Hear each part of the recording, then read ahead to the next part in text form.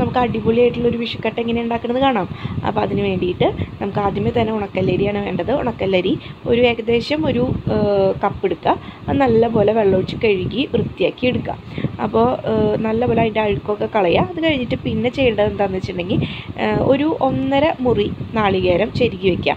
ഏകദേശം ഇത്തിരി വലിയ മുറി നാളികേരം ചെരുകി വയ്ക്കുക. അതിൽ നിന്ന് 1-ാം പാൽ എടുത്ത് മാറ്റി വയ്ക്കുക. അതുപോലെ 2-ാം പാൽ എടുക്കാം. അപ്പോൾ 1-ാം പാൽ ഏകദേശം 1 കപ്പ് വേണം. 2-ാം പാൽ ഏകദേശം ഒരു 4 കപ്പ്, 3.5 തൊട്ട് 4 കപ്പ് വീതം വേണം.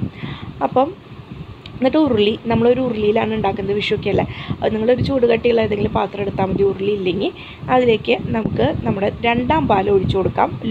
ലോ ഫ്ലെയിമിൽ വെക്കാം. ലോ ഫ്ലെയിമിൽ വെച്ചതിന് ശേഷം നമ്മൾ അതിലേക്ക് കഴുകി ഊറ്റി വെച്ചിരിക്കുന്ന അരി, ഉണക്കല്ലരി നമുക്ക് ഇട്ട് കൊടുക്കാം. ഇനി ഈ 2-ാം പാലിലാണ് ഒരു 3/4 ഭാഗത്തോളം നമ്മുടെ അരി വേവേണ്ടത്.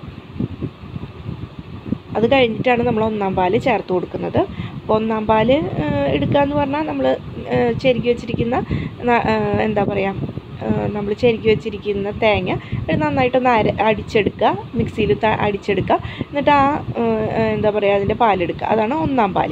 അത് കഴിഞ്ഞിട്ട് പിന്നെ ഈ 1-ാം പാൽ എടുത്ത് മാറ്റി വെച്ചിട്ട് ബാക്കി ഈ തേങ്ങ ചെരുകി ഇതന്നെ നമ്മൾ പിഴിഞ്ഞ് വെച്ചിരിക്കുന്നത് തന്നെ എടുത്തിട്ട് ആവശ്യത്തിന് വെള്ളം ഒഴിച്ച് ഒന്നുകൂടി ഒന്ന് മിക്സിയിലിട്ട് അടിച്ചെടുക്കാം. അങ്ങനെ മിക്സിയിലിട്ട് അരിച്ചെടുത്തതാണ് 2-ാം പാൽ എന്ന് പറയുന്നത് കേട്ടോ. അപ്പോൾ ഏകദേശം ഒരു 2-ാം പാൽ ഏകദേശം ഒരു 3.5 തൊട്ട് 4 കപ്പ് വേണ്ടി വരും. ഒരു 3.5 കപ്പ് ആദ്യം ഒഴിച്ച് നമ്മൾ ഇതൊന്ന് വേവിക്കാം. പിന്നെ എങ്ങാനും വെന്തില്ല എന്ന് വന്നാൽ കുറച്ചും കൂടി ബാക്കിയുള്ള പാലും കൂടി ഒഴിച്ചാൽ മതി. അപ്പോഴേക്കും എന്തായാലും വെന്തോളും. എന്നിട്ട് നന്നായിട്ടൊന്ന് ഇളക്കി കൊടുക്കുക. കണ്ടിന്യൂസ് ആയിട്ട് ഇളക്കണം എന്നില്ല, പക്ഷേ ഇളക്കി കൊടുക്കുന്നതാണ് അതിൻ്റെതായ ടേസ്റ്റ് കൂടാനായിട്ട് നല്ലത്.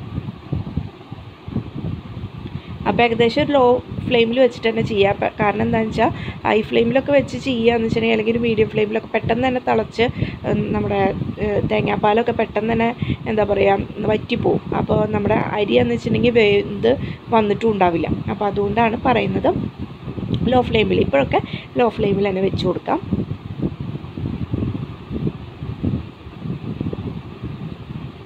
ഇനി ഇത് 3/4 ഭാഗം വെന്ത് കഴിയുമ്പോഴാണ് നമ്മൾ 1-ാം പാൽ ഒഴിച്ചു കൊടുക്കുന്നത്. ഇതിൻ്റെ കോമ്പിനേഷൻ എന്ന് പറയുന്നത് ശരിക്കും പറഞ്ഞു കഴിഞ്ഞാൽ ശർക്കരപ്പാനിയാണ്. അപ്പോൾ ശർക്കരപ്പാനി ഏകദേശം ഒരു 2 അച്ച് ശർക്കര കുറച്ച് വെള്ളം ഒഴിച്ചിട്ട് ഒന്ന് പാനിയാക്കി എടുക്കാം. ഇത്തിരി കട്ടിക്ക് പാനിയാക്കി എടുക്കാം. ഒരുപാട് വെള്ളം കൂടി പോവരുത്, കട്ടിക്ക് പാനിയാക്കി എടുക്കാം. അപ്പോൾ ഏകദേശം ഈ ഒരു ടൈം ആകുമ്പോൾ അപ്പുറത്തെ അടുപ്പിൽ നമുക്കത് ചെയ്തെടുക്കാവുന്നതാണ്.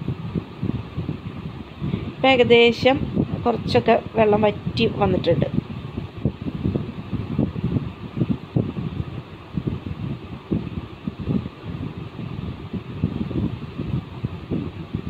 നന്നായിട്ട് ഇളക്കി കൊടുക്കുക.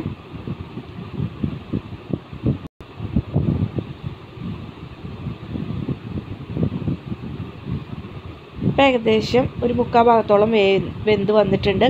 പിന്നെ അത് മാത്രമല്ല കുറച്ച് നാളികേരപ്പാലൊക്കെ കുറച്ച് വറ്റി വന്നിട്ടുണ്ട്. ഈ ടൈമിൽ നമുക്ക് ആവശ്യത്തിനുള്ള ഉപ്പ് ചേർത്ത് കൊടുക്കാം. പിന്നെ ജീരകം ആണ് ചേർക്കേണ്ടത്. ജീരകം ഏകദേശം ഒരു 1/2 ടീസ്പൂൺ ചേർത്ത് കൊടുക്കുക. ജീരകത്തിൻ്റെ മണവും ടേസ്റ്റൊക്കെ ഭയങ്കര ഇഷ്ടമാണെന്ന് വെച്ചിട്ടുണ്ടെങ്കിൽ കുറച്ചും കൂടി ഒരു 3/4 ടീസ്പൂൺ വരെയൊക്കെ ചേർത്ത് കൊടുക്കാം.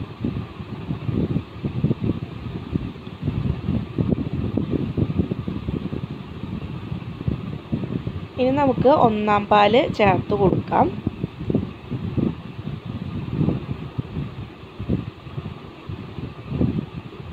നല്ല കട്ടിയുള്ള 1-ാം പാൽ ചേർത്ത് കൊടുക്കുക. നന്നായിട്ട് മിക്സ് ചെയ്യാം.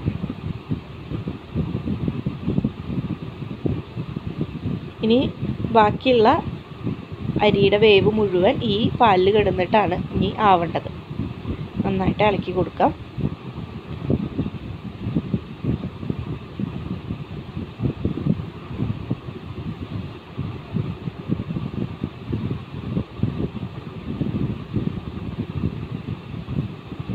ഇളക്കി യോജിപ്പിച്ച് വരുമ്പോൾ നമുക്ക് ചുക്ക് പൊടിച്ചത് ചേർത്ത് കൊടുക്കാം. ഏകദേശം ഒരു 1/4 ടീസ്പൂണൊക്കെ മതിയാവും. അതുകൂടി ചേർത്ത് കൊടുക്കാം. നന്നായിട്ട് ഇളക്കി കൊടുക്കാം. ഇളക്കി ഒന്ന് ചെറുതായിട്ട് തിള വരുമ്പോൾ നമുക്ക് ഒരു മീഡിയം ഫ്ലെയിമിലേക്ക് ഒന്ന് കൂട്ടി വയ്ക്കാം. എന്നിട്ട് ബാക്കിയുള്ള വേവ് ആക്കിയെടുക്കാം.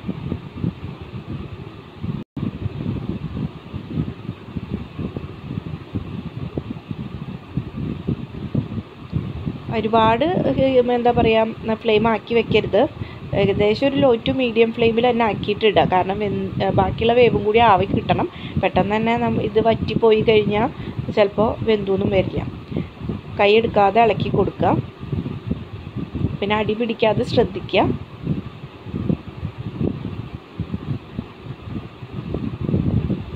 ഇനി ഇതൊന്ന് ഇപ്പോൾ കുഴഞ്ഞിരിക്കുന്ന പരിവല്ല, ഇനി ഒന്ന് ടൈറ്റായി വരണം. ഇപ്പോൾ കണ്ടോ, ഒന്ന് വറ്റി വന്നിട്ടുണ്ട്, ഒന്ന് ടൈറ്റായി വന്നിട്ടുണ്ട്. നല്ലതായിട്ട് ഒന്ന് ഇച്ചിരി ടൈറ്റായിട്ട് വരുമ്പോൾ നമുക്കിത് തീ ഓഫ് ചെയ്യാം. ഇനി ഇത് ട്രാൻസ്ഫർ ചെയ്യുന്നതെന്ന് പറഞ്ഞു കഴിഞ്ഞാൽ മാറ്റേണ്ടത് ഒരു പാത്രം, ഇത്തിരി പരന്നൊരു പാത്രം, ഒരു പ്ലേറ്റ് ആണെങ്കിൽ നല്ലത്. അപ്പോൾ പ്ലേറ്റിൽ കുറച്ച് വെളിച്ചെണ്ണ ഒന്ന് തടവുക. കുറച്ച് വെളിച്ചെണ്ണ ഒന്ന് തടവി കൊടുത്ത് നമ്മൾ ഇത് അതിലേക്ക് ഇട്ട് ഒന്ന് സെറ്റ് ചെയ്യാനായിട്ട് വെക്കാം. ഏകദേശം ഒരു 20 മിനിറ്റൊക്കെ വെച്ചാൽ മതിയാവും. അപ്പോഴേക്കൊക്കെ സെറ്റായി കിട്ടും. അത് കഴിഞ്ഞിട്ട് നമുക്കത് മുറിച്ച് എടുക്കാം. അപ്പോൾ ഇതിൻ്റെ കോമ്പിനേഷൻ ഞാൻ പറഞ്ഞല്ലോ, ശർക്കരപ്പാനിയാണ്. 2 അച്ച് ശർക്കര എടുത്ത് കുറച്ച് വെള്ളം ഒഴിച്ചൊന്ന് പാനിയാക്കി എടുക്കുക. ഇത്തിരി കട്ടിക്ക് പാനിയാക്കി എടുക്കുക. ഒരുപാട് വെള്ളം പോലെ ആവരുത്.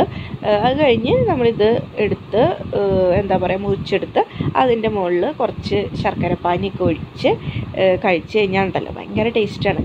പിന്നെ ശർക്കരപ്പാനി എന്ന് പറഞ്ഞു കഴിഞ്ഞാൽ ചിലപ്പോൾ എല്ലാവർക്കും ഇഷ്ടപ്പെട്ടൊന്നും വരില്ല. പക്ഷെ എനിക്ക് ശരിക്കും പറഞ്ഞാൽ ഇഷ്ടം എന്ന് പറഞ്ഞാൽ നല്ല അവിയലൊക്കെ കൂട്ടി കഴിക്കുന്നത് ഭയങ്കര ഇഷ്ടമാണ്.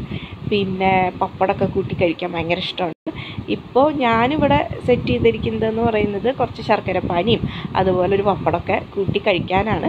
അവിയലൊക്കെ കൂട്ടി കഴിച്ചാൽ ഭയങ്കര ബെസ്റ്റാണ് കേട്ടോ.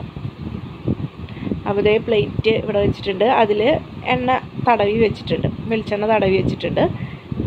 ഇനി ഇതിലേക്ക് നമുക്കിത് ഇട്ട് കൊടുക്കാം. എന്നിട്ടൊന്ന് സ്പൂൺ വെച്ചിട്ടൊന്ന് ഇത് സെറ്റ് ചെയ്ത് ലെവൽ ചെയ്ത് കൊടുക്കാം.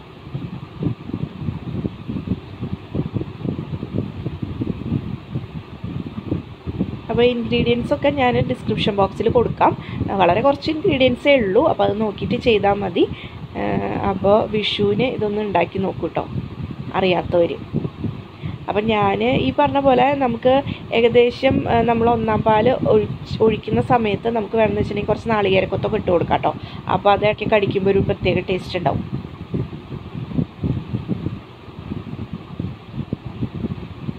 അപ്പോൾ ലെവൽ ചെയ്ത് വെച്ചിട്ടുണ്ട്. ഇനി വെയിറ്റ് ചെയ്യാം നമുക്ക് സെറ്റാവാൻ. അപ്പോൾ ഇതേ നമ്മുടെ ശർക്കരപ്പാനി ഇത് റെഡി ആയിട്ട് വന്നിട്ടുണ്ട്. അതുപോലെ തന്നെ വിഷുക്കട്ടയും അതുപോലെ തന്നെ പെർഫെക്റ്റ് ആയിട്ട് വന്നിട്ടുണ്ട്. ഈ വിഷുക്കട്ടയുടെ മുകളിലേക്ക് ഇതുപോലെ ശർക്കരപ്പാനി ഇങ്ങനെ ഒഴിച്ച് അതുപോലെ തന്നെ പപ്പടം കൂട്ടി കഴിക്കാൻ എന്താ ടേസ്റ്റ് എന്നറിയോ. അതുപോലെ തന്നെ വിഷുക്കട്ടയും അതുപോലെ അവിയലും ഭയങ്കര നല്ല കോമ്പിനേഷനാണ്. അപ്പോൾ ട്രൈ ചെയ്ത് നോക്കുക എല്ലാവരും. നമുക്ക് അടുത്ത വീഡിയോയിൽ കാണാം. അതുവരേക്കും ബൈ. അതുപോലെ എല്ലാവർക്കും അഡ്വാൻസ് വിഷു ആശംസകൾ.